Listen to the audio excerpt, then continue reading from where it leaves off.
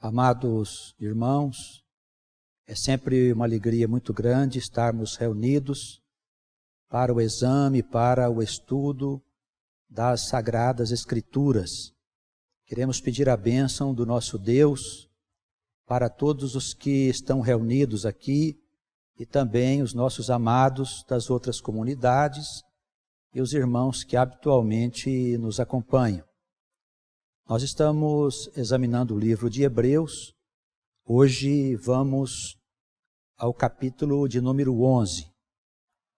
Por todo o capítulo nós vimos aqui o autor sagrado nos mostrando muitos exemplos de fé para que nós sejamos exortados a este caminho.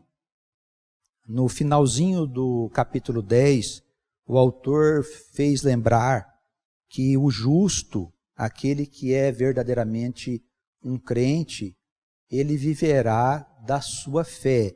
Isso quer dizer, ele usará a fé que ele tem nos propósitos, na justiça e no poder de Deus para superar todos os obstáculos, todas as dificuldades e situações que porventura ele tiver que passar. A fé é o grande motor que move a alma para que ela vença nas suas tribulações e nas suas provas. Nós vivemos num mundo onde as almas ainda necessitam passar por tribulações e por provações para que sejam ajustados os seus valores morais, para que sejam desenvolvidos os seus valores espirituais. Todas estas coisas, para serem ajustadas, precisam de passar pela experiência na vida temporal. E o mundo, atualmente, ele é muito apropriado para que a gente viva esses desafios que existem por vontade do próprio Deus, para que nós sejamos experimentados e amadurecidos.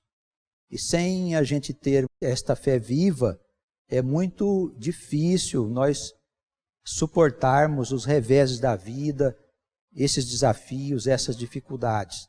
Precisamos de nos firmar no exemplo desses nossos irmãos do passado, que tiveram grande fé.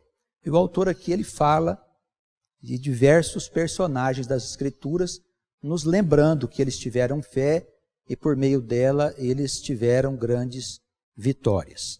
Vamos aqui à leitura do capítulo 11, na introdução.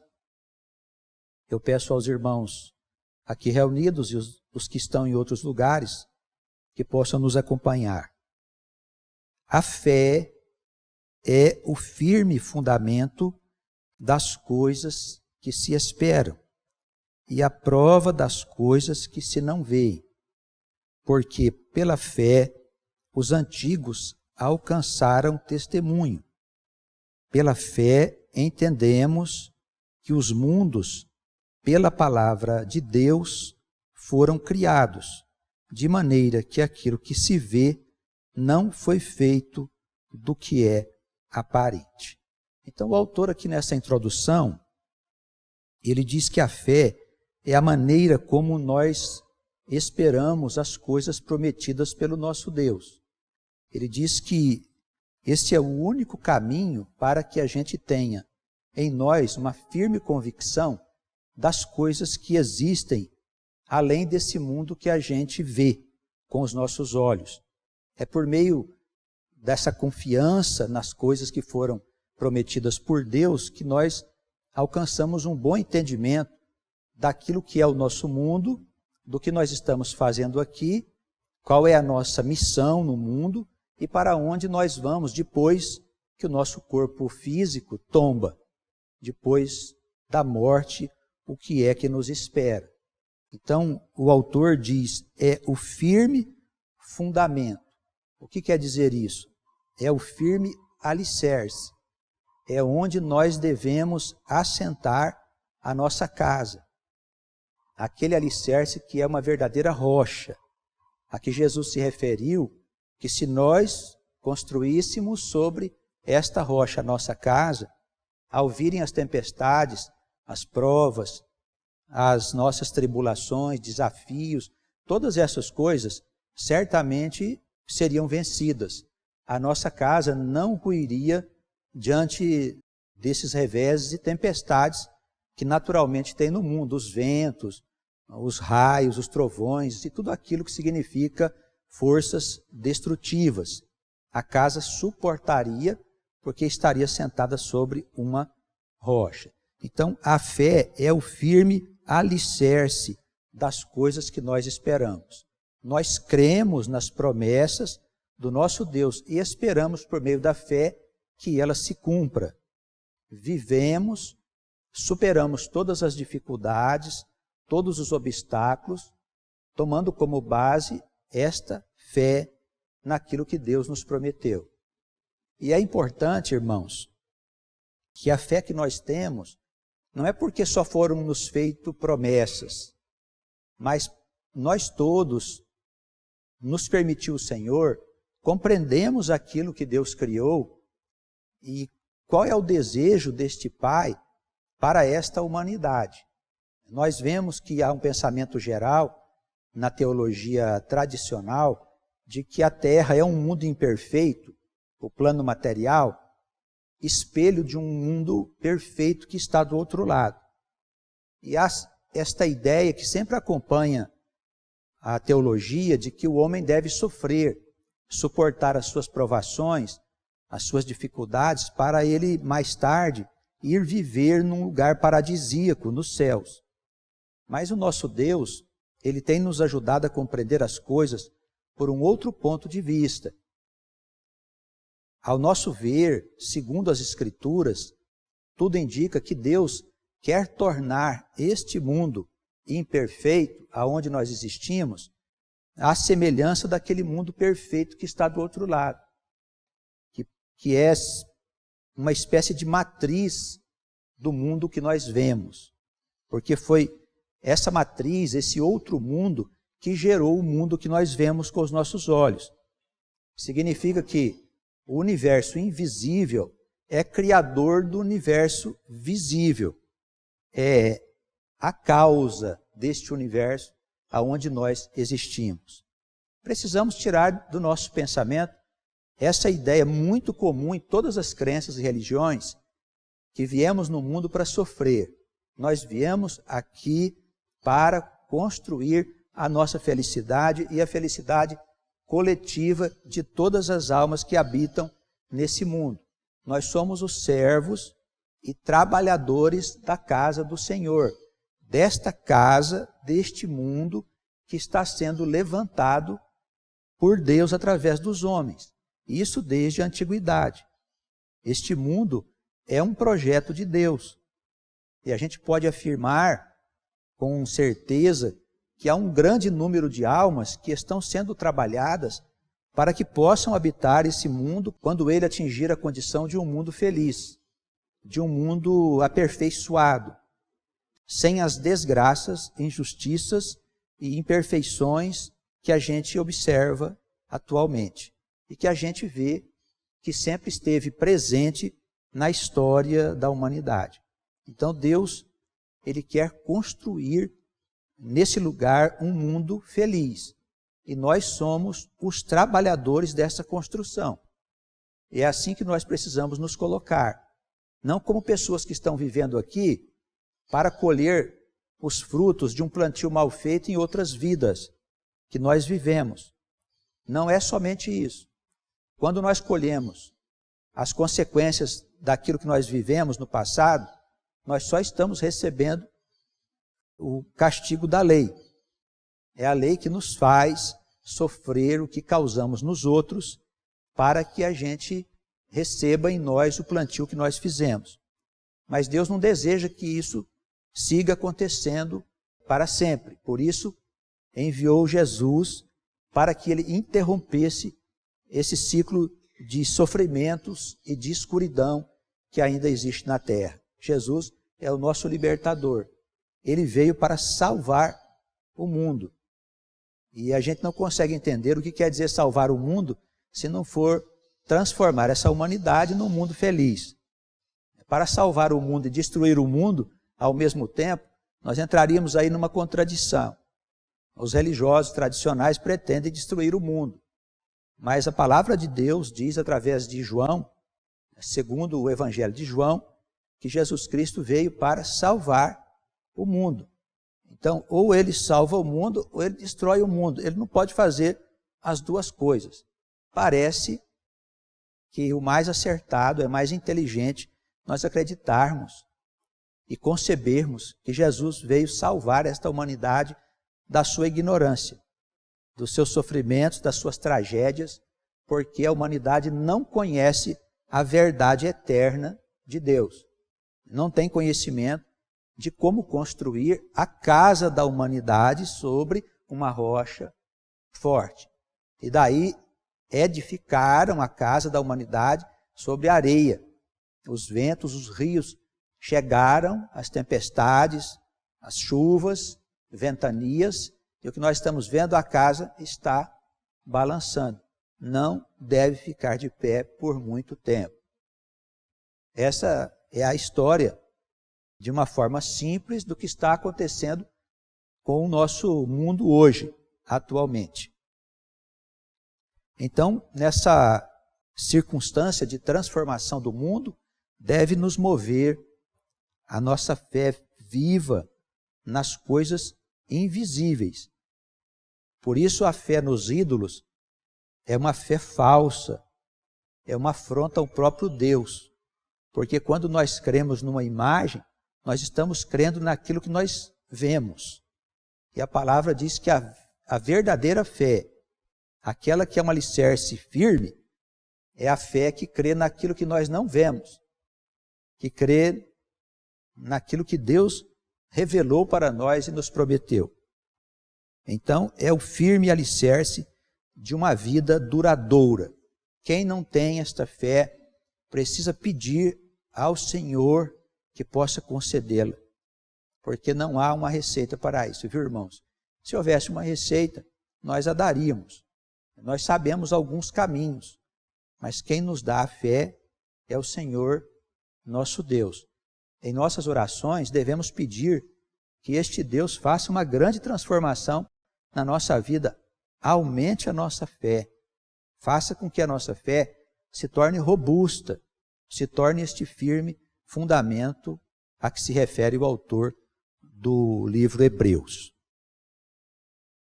O versículo 3 fala da criação dos mundos pela palavra do próprio Deus. Fé não é só uma confiança, é também movimentação das coisas que nós não vemos.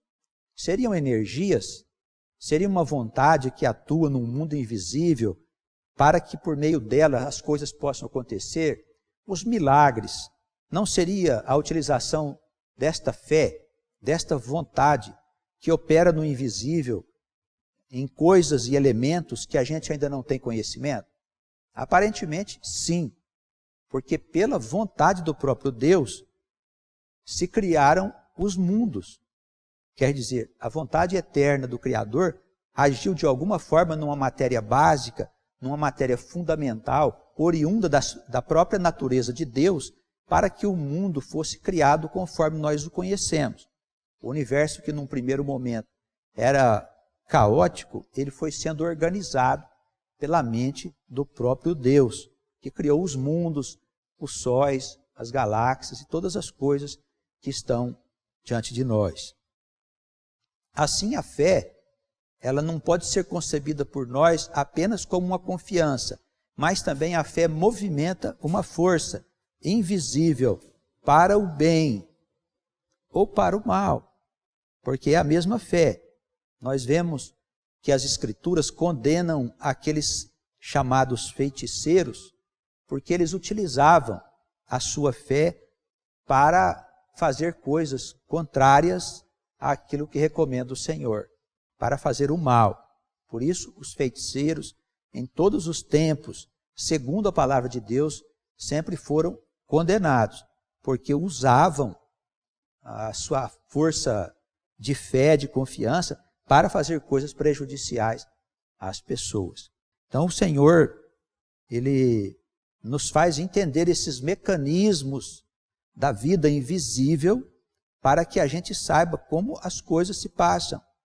Quando nós estamos diante de um milagre, nós temos que saber que isso faz parte de uma ciência desconhecida do homem, chamada ciência eterna, de onde sai todo o conhecimento que foi denominado pelos religiosos da antiguidade de conhecimento oculto.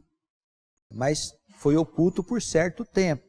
Deus pretende, evidentemente, revelar a todos os seus filhos o conhecimento eterno. Nós precisamos desejar, precisamos querer aprender para saber como as coisas se fundamentam. E com certeza, se nós entendemos que o que é visível foi feito do que é invisível, se nós entendermos o que é invisível, nós vamos compreender melhor a vida que vemos.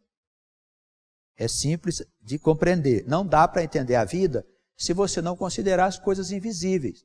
Nós precisamos considerar a ciência de Deus, o conhecimento revelado, a palavra que está aqui nas Escrituras, para que a gente compreenda melhor o que estamos fazendo nesse lugar. E por que que as Escrituras foram codificadas, organizadas da maneira como elas foram feitas pelos profetas, pelos homens que foram inspirados por Deus para deixar a nós esses escritos. Nós temos que compreender este mundo que nós não vemos. Se a gente não entender e não aceitar essas revelações, nós vamos ter uma visão distorcida, vesga daquilo que é a verdadeira vida. Seguindo com a nossa leitura, agora ele começa a falar de alguns personagens, e ele vai bem lá na antiguidade, né? No versículo 4, ele fala assim: pela fé Abel ofereceu a Deus maior sacrifício do que Caim, pelo qual alcançou testemunho de que era justo, dando Deus testemunho dos seus dons, e por ela, depois de morto, ainda fala. Pela fé, Enoque foi trasladado para não ver a morte, e não foi achado, porque Deus o trasladara, visto como antes da sua trasladação alcançou testemunho de que agradara a Deus. Então, aqui, esta passagem aqui de Enoque, é bom a gente comentar, porque há uma lenda, isso é uma lenda mesmo, dentro do movimento evangélico, que diz que Enoque foi arrebatado aos céus. E nós percebemos, irmãos, que a maioria dessas teses absurdas e esdrúxulas que existem dentro do movimento evangélico, elas nasceram da má interpretação dos textos bíblicos, da tradução que foi feita do grego para o português. Essa palavra aqui, trasladado, não quer dizer arrebatado. Ela quer dizer mudado ou transferido. Então, Enoque poderia ser arrebatado? Ou será que Enoque não teria passado por uma mudança para que ele não visse a morte? O texto estava se referindo aqui à morte física? Ou não estaria o autor dizendo que ele andou com Deus, agradando a Deus, e por isso ele não foi sujeito à morte espiritual? Nós podemos utilizar aqui no lugar da mesma expressão a palavra mudado ou transferido. Transferido ficaria fora de contexto, porque ele seria transferido de um lugar para o outro e não teria sido achado. Mas o sentido correto dessa palavra é que o Enoque teria sofrido uma mudança de natureza espiritual. Seria uma mudança de conduta? Em qual conduta Enoque teria se fundamentado para agradar a Deus? Se não havia mandamento, não havia lei, não havia nenhuma instrução de Deus de como era possível agradá-lo. Essas questões não são consideradas pelos teólogos, porque eles precisam só de palavras para sustentar as suas teses. Na verdade, a história desse tempo ela não guarda documentos que poderiam nos ajudar a compreender em mais profundidade essas nuances, essas passagens obscuras.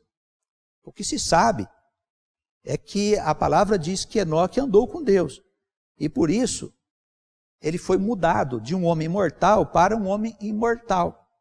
Mas não significa que ele precisaria ser levado para o céu corporalmente. Então, essa tese de que Enoque foi arrebatado aos céus é uma tese sem fundamentação. Se nós formos considerar o texto no seu verdadeiro sentido. Se uma palavra tem vários significados, nós precisamos encontrar ali o significado espiritual. Não podemos tratar das coisas espirituais no ponto de vista carnal. Então, dizer que Enoque subiu aos céus num arrebatamento físico é tornar o homem uma coisa absurda. Achar que o corpo pode entrar nos céus fisicamente é contrariar a própria Escritura. O apóstolo Paulo disse que a carne não é do reino. Ela não tem como fazer parte do reino de natureza espiritual. Essas coisas não se misturam.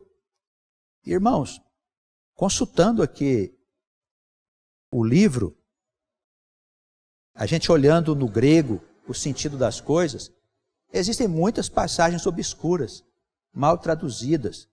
Nós pegamos 3 ou 4 traduções em português, as traduções falam coisas que não são harmônicas entre si. Um fala uma coisa, outro fala outra. Daí a gente ter cuidado em não acreditar nessas teses fantasiosas que nasceram da ação de espíritos malévolos, de espíritos mentirosos, que certamente entraram na igreja para enganar os crentes. E os crentes acreditam que quando chegar o juízo, eles vão escapar do mundo por um suposto arrebatamento físico. Isso não é verdade. Todos os crentes terão que lavar o sangue da sua roupa, das suas vestes, terão que lavar a sua roupa no sangue de Cristo, porque o seu próprio sangue não é suficiente para que eles tenham vida. Nós todos, segundo as Escrituras, teremos que passar por provas no período do fim dos tempos. O diabo entrou no mundo com os seus anjos, com seus espíritos enganadores, e ele veio parar na igreja e criou essa tese que tem encantado muitas pessoas no mundo inteiro. E não são poucos os que acreditam que vão escapar das perseguições do fim dos tempos. Ninguém vai subir voando para os céus. Todos nós teremos que enfrentar as dificuldades deste mundo em transformação. É bom que a gente tenha essa fé para suportar essas provas quando elas chegarem. No versículo 6, o autor diz: sem fé é impossível agradar a Deus, porque é necessário que aquele que se aproxima de Deus creia que Ele existe e que Ele é galardoador daqueles que o buscam. Então, evidentemente, se a gente não acredita em Deus, e são muitos homens hoje que não acreditam em Deus. Uma parcela de culpa é das religiões, que mostraram aos homens um Deus fantasioso, um Deus de crianças, que seria um homem sentado em algum lugar, dando ordens para o universo. Esse Deus ninguém aceita. Se a pessoa tiver um pouco de desenvolvimento intelectual, científico, ele não vai aceitar uma coisa fantasiosa. Por isso, todos nós temos que nos empenhar nessa nova teologia que eu chamo, aonde nós entendemos quem é Deus, aonde nós entendemos como a alma foi criada, saindo do seio do próprio Deus. A eternidade de Deus é a eternidade da própria criação. Uma coisa é duradoura para sempre, a outra não. A outra tem um tempo indefinido, muito longo, mas terá um fim.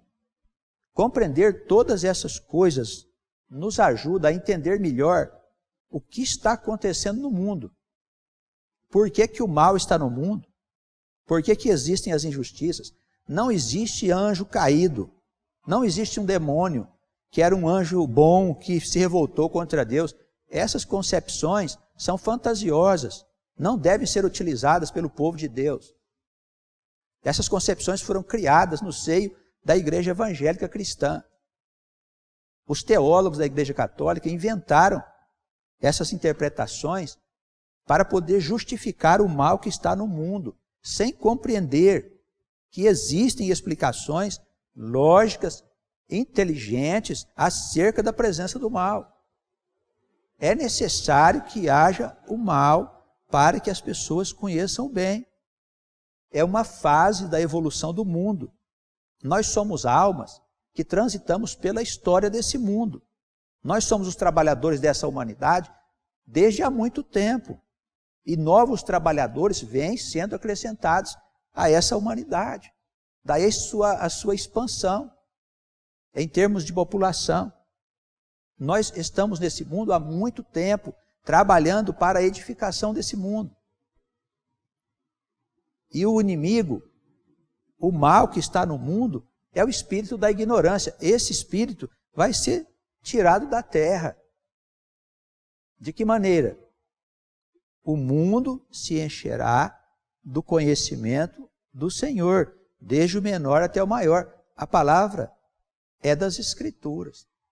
Não temos dúvida alguma. Por isso, nós precisamos crer em Deus. Crer num Deus verdadeiro. Quando nós formos falar deste Deus, é até bom a gente explicar àqueles a quem a gente se dirige que não se trata do Deus da igreja. Trata-se do Deus Altíssimo. Não se trata de um líder dessa ou daquela instituição ou denominação, mas do Deus de todos os homens, de todas as coisas, de todos os mundos, do universo inteiro.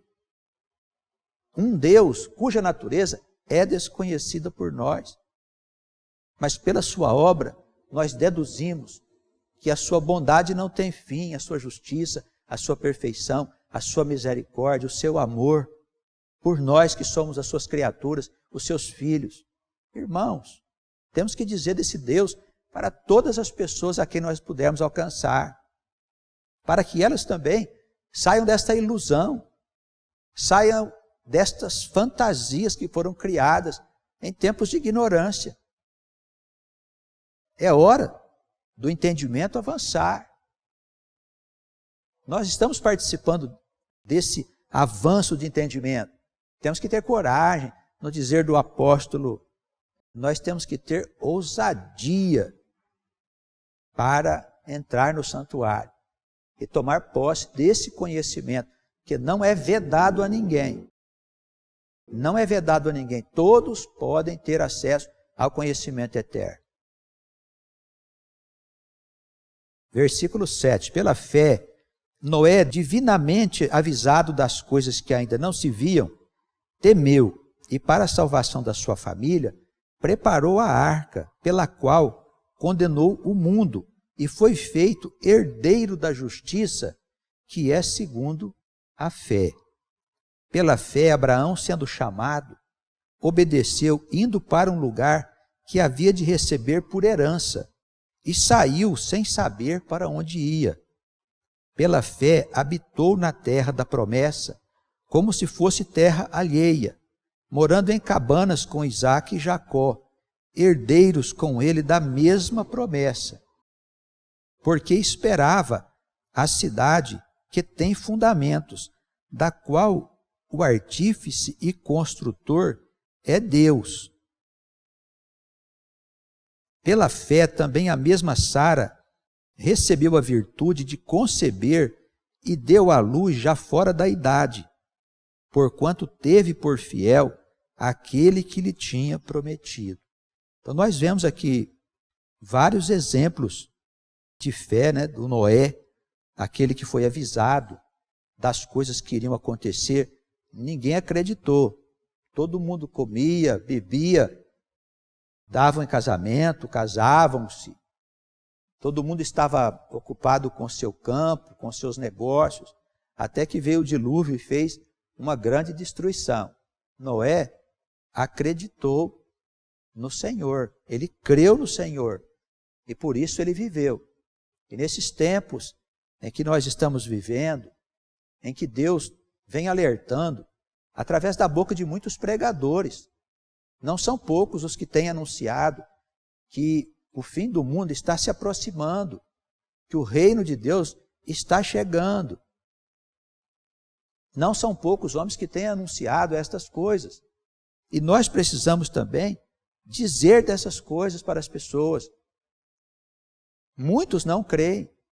Muitos homens estão ocupados com o seu campo, com o seu gado, com seus negócios, com a sua vida profissional. Alguns estão buscando a sua aposentadoria, outros tentando um concurso no Estado para ter uma vida garantida. Olha, muitas pessoas não creem. E no meio desta multidão de descrentes, nós precisamos ser como o crente Noé. Nós cremos. E com certeza, fiel é aquele que disse que o fim das coisas estavam perto, que o reino estava chegando. O versículo 10 é importante porque ele fala que essa movimentação e obediência de Abrão não se fundamentou no fato de que havia uma terra prometida, mas que ele esperava uma cidade que tem fundamento, que tem fundação, do qual o artífice construtor é Deus. Qual cidade é essa, irmãos? É a Jerusalém, é a Nova Jerusalém. A promessa já está desde lá atrás, posta para nós. O que é a Nova Jerusalém? É só a cidade celestial? Não. Como nós dissemos a princípio, como nós afirmamos no começo do estudo, aquilo que está do outro lado é que gera o que está deste lado. A cidade celestial que está do outro lado é um modelo da cidade que será construída aqui, que está sendo construída.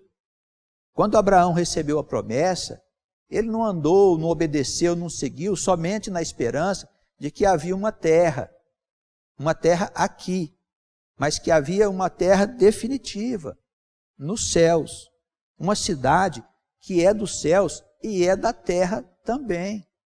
Não poderia ser de outra forma.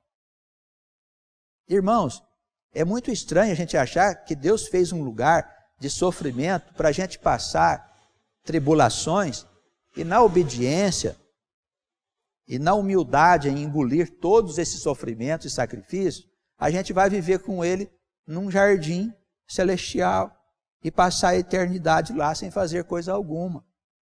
Não é possível que a criação seja feita de uma coisa tão absurda. É mais lógico nós compreendermos que há um intercâmbio natural entre esses dois planos da criação. As almas deixam o mundo, sobem para a eternidade, ali permanecem um determinado tempo e retornam para continuar a trabalhar na construção, que é a morada definitiva. Evidentemente, o paraíso é aqui. A Nova Jerusalém, o novo mundo, a nova humanidade será produto do nosso trabalho, irmãos. É evidente que nós podemos admitir que Deus faz qualquer coisa. E sendo Deus, Ele poderia vir aqui transformar por meio de um anjo ou de um enviado este mundo de uma hora para outra num lugar paradisíaco. Mas Deus estaria transgredindo as suas próprias leis. Ele estaria dando um salto na lei de progressividade. Eu acho muito difícil encontrar argumentos para essa teoria. É mais lógico, é mais inteligente, é mais racional a gente acreditar que Deus está, através de nós, construindo esta cidade celestial. Este mundo que vai ser um mundo de luz. É a cidade que desce do céu para a terra, segundo o Apocalipse. Não é uma cidade que permanece no céu. Para qual terra? Para esta terra. Deus não vai destruir o planeta para fazer um zerinho, do nada. Nós não podemos continuar acreditando, irmãos, em fantasias. Olha, o criacionismo é uma doutrina tola. É uma doutrina de espíritos enganadores. O criacionismo é uma doutrina que foi enfiada dentro da igreja cristã para sustentar os interesses da igreja católica evangélica. O criacionismo é uma doutrina pseudocientífica. Ela não se fundamenta na ciência. Não se fundamenta na ciência. Alguns cientistas evangélicos ligados ao evangelismo e ao catolicismo estão por aí falando desse criacionismo. O que é o criacionismo? Deus tiraria do nada a criação. Do nada. Como se não houvesse necessidade de haver um elemento básico para que Deus pudesse fazer a criação. Daí nós temos que entender a criação do universo pelo ponto de vista da Trindade. É só para isso. É um mesmo Deus que se manifesta em 3 princípios. Mas é um único Deus. Não são 3 princípios separados. Não são 3 pessoas da Trindade separada. É um Deus só. Promovendo e gerando a criação, segundo os seus divinos propósitos. É muito difícil, irmãos, nós contrariarmos a história da ciência. A ciência precisa andar de mãos dadas com a ciência eterna, não é nem com a religião. A religião vai acabar, viu, gente? Tem muita gente que gosta das religiões, gosta das igrejas também, tem seu papel, teve o seu papel, mas tudo isso no mundo novo não existirá mais. Eu sinto muito. Se você gosta muito, é bem possível que você vá embora com o pessoal que vai embora daqui. Muita gente vai embora. São pessoas que frequentam igrejas, mas que usam as coisas de Deus somente para os interesses temporais. Dizia o apóstolo Paulo, o Deus dessa gente é o ventre, só pensam em comer, beber e se divertir. E quando conseguem isso, agradecem a Deus. Mas não é Deus que está dando a diversão. Não é Deus que está dando poder, prosperidade. É outro espírito. É outro espírito. Versículo 12. Vamos trabalhar, temos mais alguns versículos aqui para a conclusão. Por isso também, de um já adormecido, falando aqui da idade de Abraão, descenderam tantos em multidão como as estrelas dos céus e como a areia inumerável que está na praia do mar. Todos esses morreram na fé sem terem recebido as promessas, mas vendo-as de longe e crendo-as e abraçando-as, confessaram que eram estrangeiros e peregrinos na terra. Quer dizer o quê? Que a pátria de que eles falavam não era daquele tempo. Eles eram peregrinos porque estavam esperando o cumprimento da promessa. Não é que esses homens não eram deste lugar. Peregrinos são aqueles que andam em busca de algo que ainda não encontraram. Esta palavra também é distorcida na interpretação da maioria dos teólogos, não de todos, da maioria dos teólogos. Os teólogos mais sérios, mais idôneos, eles sabem que se está falando de uma cidade celestial, de alguma coisa que ainda vai acontecer no futuro, que iria acontecer no futuro. A palavra não está dizendo que eles não são desta terra.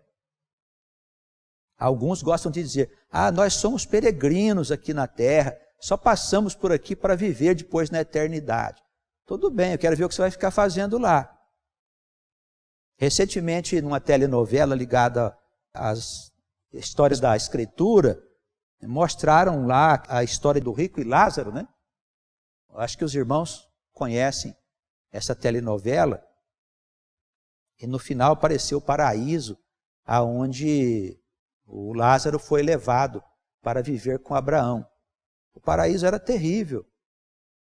Era um jardinzinho com borboletas voando, criancinhas brincando e umas pessoas conversando. Algo difícil de suportar.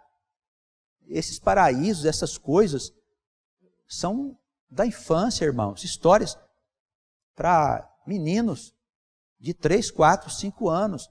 As pessoas adultas precisam sair desse marasmo, dessas teorias que só enganam os homens e fazem os homens acreditar que eles são carnais. As teses da teologia, elas fazem um grande esforço para mostrar que os homens são de natureza carnal e só vivem uma vez. Se isso for verdade, todo mundo corre atrás da sua felicidade. Eu pergunto aos irmãos, não é isso que está acontecendo? Todo mundo corre atrás da sua felicidade. E com razão. Se nós vivemos apenas uma vez, eu não entendo porque nós estamos aqui olhando para essa escritura. Vamos sair correndo atrás da nossa felicidade pessoal. Não é verdade, irmãos? A teologia tradicional faz um grande esforço para mostrar ao homem que ele não passa de um ser carnal que vai ser divinizado por Cristo no juízo se ele crer no Senhor. É isso que a teologia faz. Mas se você souber que você é uma alma que já existe desde o começo da história desse mundo, que você está aqui para cumprir as suas obrigações e que você tem responsabilidades, então nós precisamos estar aqui para saber qual é a perfeita e boa vontade do nosso Deus. É isso que nós estamos fazendo aqui. Aprender qual é a vontade de Deus e saber o que Deus nos revela sobre o passado, o presente e o futuro. Nós estamos aqui diante das Escrituras para nós aprendermos estas coisas.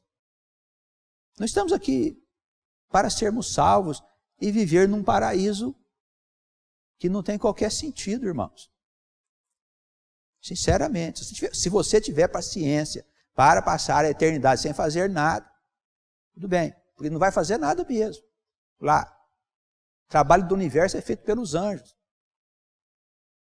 E se você admitir que você vai trabalhar do outro lado, você vai admitir que você é semelhante aos anjos. Anjos trabalham para os que estão desse lado aqui. Nós temos que aceitar essas novas coisas. A cristandade precisa aceitar novos ensinamentos, novas revelações de Deus em relação ao mundo, à vida, ao sofrimento, quem nós somos, de onde viemos, para onde nós vamos. A cristandade precisa sair da gaiola aonde o diabo a enfiou. Ela precisa sair disso, porque vai haver sofrimento para todos. Vamos agora à leitura para a conclusão. Os que isto dizem claramente mostram que buscam uma pátria. Se na verdade se lembrasse daquela de onde haviam saído, teria oportunidade de voltar. Mas agora desejam algo melhor, mostrando que Abraão e os seus já tinham entendimento de algo que estava prometido. Desejam uma melhor, isso é, uma pátria celestial, de natureza divina. Por isso também Deus não se envergonha deles, de se chamar seu Deus, porque já lhes preparou uma cidade. Pela fé, ofereceu Abraão a Isaque, quando foi provado. Sim, aquele que recebera as promessas, ofereceu o seu único filho, sendo-lhe dito em Isaque, será chamada a tua descendência. Considerou, no entanto, que Deus era poderoso para, até dentre os mortos, o ressuscitar, e daí também, em figura, ele o recobrou. Nós sabemos aqui que Deus pediu que Abraão sacrificasse o seu filho, Isaque. Veja que as promessas eram fundamentadas no fato de que da descendência de Isaque iria nascer a grande nação, aparecer a grande nação do futuro. E como Deus pede para sacrificar aquele do qual iam nascer os filhos e os netos e as gerações futuras. Mas Abraão obedeceu o Senhor. Ele creu no Senhor. Ele ia sacrificar o menino, apareceu o anjo e disse, não, o Senhor quer saber só da sua obediência. E ofereceu então um cordeiro para que ele fosse sacrificado no lugar de Isaque, prefigurando o sacrifício de Jesus mais à frente. por meio da morte sacrificial daquele cordeiro, Isaque foi tirado da morte para a vida. Isso chama-se ressurreição. Os irmãos estão percebendo? Por meio da morte do cordeiro, que o Abraão ia mesmo sacrificar o menino. Aí o anjo apareceu e disse, não, sacrifica o cordeiro. Então Abraão saiu da morte para a vida através do sacrifício do cordeiro. Isso ia acontecer depois aqui na frente com Jesus. Mas Jesus, em vez de sacrificar um cordeiro, sacrificou-se a si mesmo, para que por meio da nossa fé nele, nós pudéssemos sair da morte para a vida. É esse o processo de ressurreição. Ressurreição é sair da morte espiritual para a vida. Olha, é importante não confundir ressurreição com reencarnação. Isso existe aí na doutrina dos espíritas. Isso não tem nada a ver. Isso é um princípio totalmente equivocado. Ressurreição é sair da morte espiritual para a vida. Representado aqui de uma forma figurada no sacrifício desse cordeiro. Isaque já estava morto. Certamente Abraão ia sacrificar o menino. Aí o cordeiro foi colocado no seu lugar.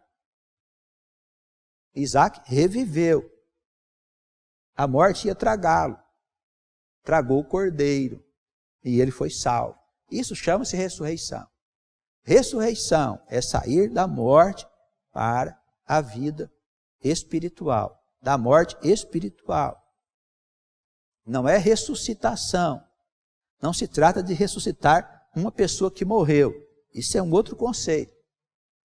Como Jesus fez com Lázaro. Não se trata disso. Essa ressurreição aqui é o princípio da doutrina do apóstolo Paulo. Morte diante da lei. Ressurreição por meio de Jesus. Justificados pela fé no Filho de Deus. Entendemos? Versículo 18, vamos aqui repassar. Em Isaque será chamada a tua descendência. Considerou assim que Deus era poderoso para até dentre os mortos o ressuscitar. E daí também, em figura, ele o recobrou. Pela fé, Isaque abençoou Jacó e Esaú no tocante às coisas futuras. Pela fé, Jacó, próximo da morte, abençoou cada um dos filhos de José e adorou encostado à ponta do seu bordão. Pela fé, José, próximo da morte, fez menção da saída dos filhos de Israel e deu ordem acerca dos seus ossos. Pela fé, Moisés, já nascido, foi escondido 3 meses por seus pais, porque viram que era um menino formoso e não temeram o mandamento do rei. Pela fé, Moisés, sendo já grande, recusou ser chamado filho da filha de Faraó, escolhendo antes ser maltratado com o povo de Deus do que por um pouco de tempo ter as alegrias e prazeres do pecado que havia no Egito, tendo por maiores riquezas as afrontas e as dificuldades que são provenientes de uma vida com Cristo, do que os tesouros do Egito, porque tinha em vista a recompensa. O que é a recompensa? A promessa, a cidade celestial, o mundo novo, a nova humanidade. Irmãos, todos nós estamos sendo preparados há muito tempo para estarmos à frente desta humanidade, como sementes de uma nova geração, de homens e de mulheres, cheios do amor de Deus, cheios do conhecimento de Deus, cheios desta fé que Deus dá, de toda a força que Ele nos concede para a construção dessa nova humanidade, com todas as suas dificuldades. Haveremos de vencer porque Deus está conosco.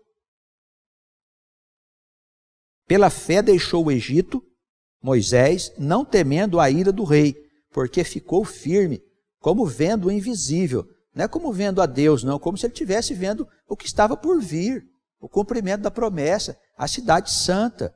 Pela fé, celebrou a Páscoa e a aspersão do sangue, para que o destruidor dos primogênitos não os tocasse. Moisés foi avisado pelo Senhor que o anjo da destruição iria passar para tirar a vida de todos os primogênitos. E ele creu, e ele fez tudo conforme foi instruído, para que aquele anjo não levasse a vida daqueles que eram os primogênitos dos hebreus. Pela fé passaram o Mar Vermelho como se fosse por terra seca, e intentando os egípcios se afogaram. Pela fé caíram os muros de Jericó, sendo rodeados durante 7 dias na época de Josué. Pela fé, nesse mesmo tempo, Raabe, a meretriz, não pereceu com os incrédulos, porque protegeu os espiões de Josué. E que mais direi, diz o autor, faltar-me-ia o tempo, contando de Gideão e de Baraque, e de Sansão e de Jefté, e de Davi, e de Samuel e dos profetas, os quais pela fé venceram reinos, praticaram a justiça, alcançaram promessas, fecharam as bocas dos leões, apagaram a força do fogo, escaparam do fio da espada, da fraqueza tiraram forças, na batalha se esforçaram, puseram em fuga os exércitos dos estranhos. As mulheres do povo de Deus receberam pela ressurreição os seus mortos, elas creram que eles estavam vivos. Uns foram torturados, não aceitando o seu livramento para alcançarem uma melhor ressurreição, porque criam na vida além dessa vida. Outros experimentaram escárnios e açoites e até cadeias e prisões, foram apedrejados, cerrados ao meio, tentados, mortos ao fio da espada, andaram vestidos de peles de ovelhas e de cabras, desamparados, aflitos, maltratados, dos quais o mundo não era digno, errantes pelos desertos, montes, covas e cavernas da terra. Todos estes, tendo tido testemunho pela fé, não alcançaram a promessa. Qual é a promessa? O mundo novo. Agora veja o que diz o autor: provendo Deus alguma coisa melhor ao nosso respeito, para que ele sem nós não fosse aperfeiçoado. Uma tradução diz assim: isso aconteceu para que não alcançasse o objetivo sem nós. É evidente que ele está falando de almas que vão voltar a viver na cidade celestial, que é o mundo novo. Não se está falando aqui de uma vida além deste mundo. As promessas do Senhor se cumprirão com toda certeza. E o Senhor, por que proveu nós de coisas melhores? Porque nos deu Jesus. Esses nossos antepassados, eles enfrentaram muitas lutas, sofrimentos, crendo, tendo uma fé verdadeira. Diz aqui o capítulo 12 a seguir, eles são uma verdadeira nuvem de testemunhas para nos mostrar como nós devemos proceder com a nossa fé, crendo na promessa, crendo na cidade celestial, crendo no mundo novo, a nova humanidade. Essas coisas todas são uma coisa só, irmãos. Deixemos de fazer o povo acreditar que eles são carnais. Não podemos seguir nesse caminho. Nós somos espirituais. Vivemos carnalmente no mundo para a construção deste mundo novo. Trabalhamos para isso. Mas nós somos eternos, nós somos espirituais, viemos dos céus. Aqui estamos trabalhando na obra de Deus. Quer saber qual é a obra de Deus? Olha para cima. À noite, para você ver qual é a obra de Deus. Olha a tua volta. Sonda os mares, a profundidade dos oceanos. Suba nas montanhas mais altas da terra. Olhe lá de cima para saber qual é a obra de Deus. Ela está à sua volta. Ela não está no céu, irmãos. Ela está aqui. Nós somos almas, deuses, imortais, filhos do Altíssimo. Todos nós somos filhos do Altíssimo. Somos espíritos, somos almas. Chame como quiser. Nós pertencemos a Deus, pertencemos ao mundo divino. Estamos trabalhando na obra que Deus está criando em todo o universo. Não se trata de um aperfeiçoamento de um planeta. Trata-se de um aperfeiçoamento do povoamento de toda a criação de Deus. Que Ele nos abençoe, nos ajude a compreender sempre em profundidade e com todas as suas consequências. Que o Senhor nos dê coragem, que Ele nos dê firmeza, caráter suficiente para nós rompermos com esses modelos antigos de entendimento das coisas divinas. É necessário que o Espírito de Deus se espalhe por toda a terra, ensinando, esclarecendo todos os homens de boa vontade, independente da raça a que eles pertencem, independente da nação a que eles pertencem. O povo de Deus é um povo de natureza espiritual. Embora consideremos uma série de particularidades ligadas às raças, e elas existem geneticamente, pelo atavismo, etc., o que vale mesmo é a circuncisão do coração. Se nós não tivermos um laço forte com Deus dentro de nós, qualquer coisa que a gente faça exteriormente, não terá valor nenhum para a nossa salvação e para o nosso credenciamento, para nós vivermos nesse novo mundo.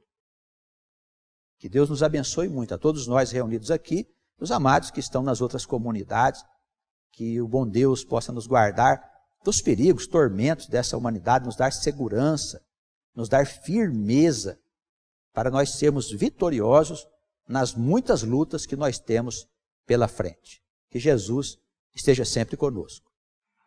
Amém.